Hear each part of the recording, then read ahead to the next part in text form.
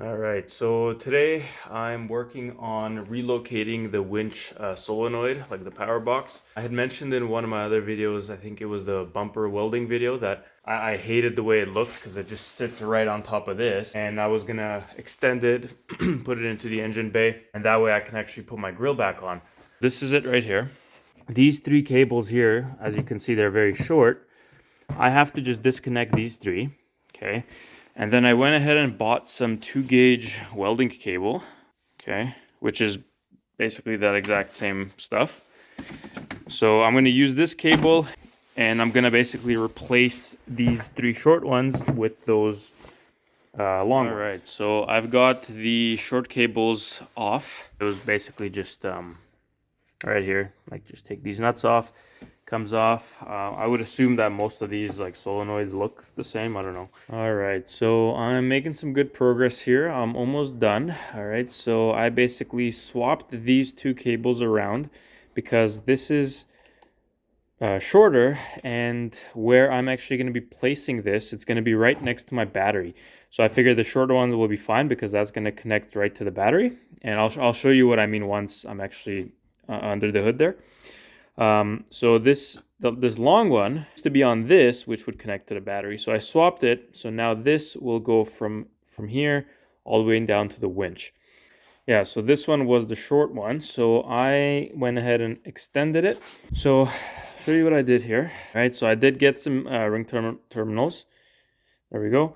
I put it in. I used some heat shrink, and then this cover thing was on the old cable, so I just took it off, and yeah, same thing and same thing right there. So I got one more cable left to make, which is right here, and I'll show you how I'm doing this really quickly. I'll just show how I do it without any special tools. First of all, you're gonna need your ring terminal. You can see here like the depth of it, right? That's how much cable is gonna go in. So you basically just kind of measure it like this roughly, right? So that's how far it's gonna go. So you take that and then maybe go another like 1/8 of an inch, 3/16 roughly, right?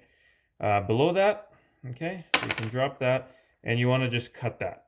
And just be careful not to actually cut the wires on the inside because the cable is made up of like a lot of small wires. So you don't want to cut it. So you want to just gently go around like that. So once you have this, you go ahead and just put this into the ring terminal and just make sure you're getting all the wires in there. Boom, like so. Okay.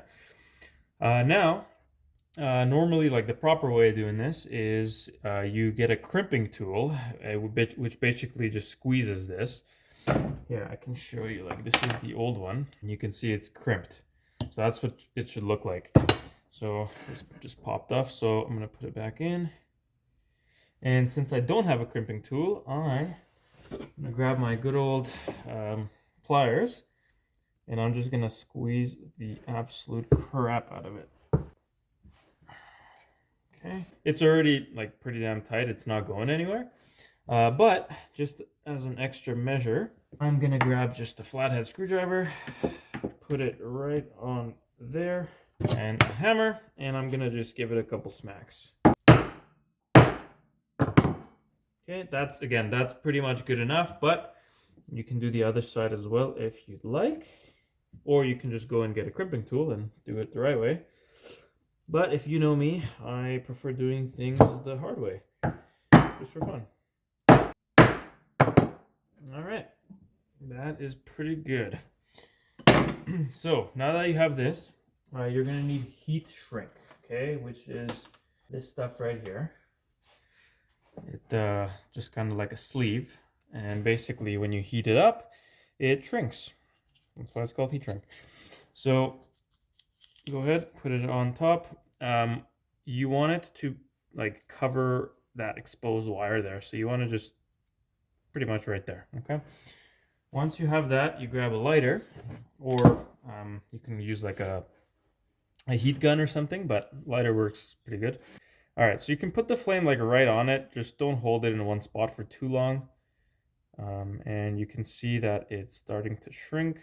And just kind of keep rotating. All right, so that's good. So now I gotta just do the exact same thing on the other side. So I'm just gonna get that done. Okay, so now we're gonna put it into the control box. Okay, so I mean, really straightforward. Basically just put it through right here. There's this little rubber eyelet thing which actually goes, I'll show you. Okay, so it goes through here, over top I should say, and it actually goes in that hole there, like that. And I think it's just a seal is all it is. Every box might not have it, but mine does, so that's what that is. So yeah, now you just push this in there and just get it connected. It's right there, so I'm just gonna... All right, so I am basically done. Okay, so I didn't really get this part on tape, but it's actually sitting on top of, put the light on. So this is my fuse box, okay? And I can still access it because that little tab right there, you can see, that's all it is. I can just press that and then this whole thing will come off with the fuse box cover. So I just put a couple screws from underneath the cover into the cover of this, if that makes sense. So that's just holding it in place. And yeah, you can see my cables and everything.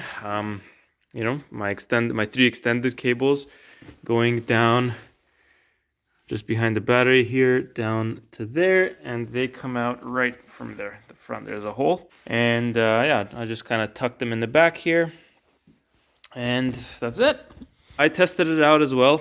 Just a quick little pull. The winch is working. This small cable, this little one here, I ended up just putting it right here, just as a ground. And yeah, everything seems to be working. So now I'm gonna go ahead and finish up my grill and get that installed. Thanks for watching this video, and I'll see you in the next one.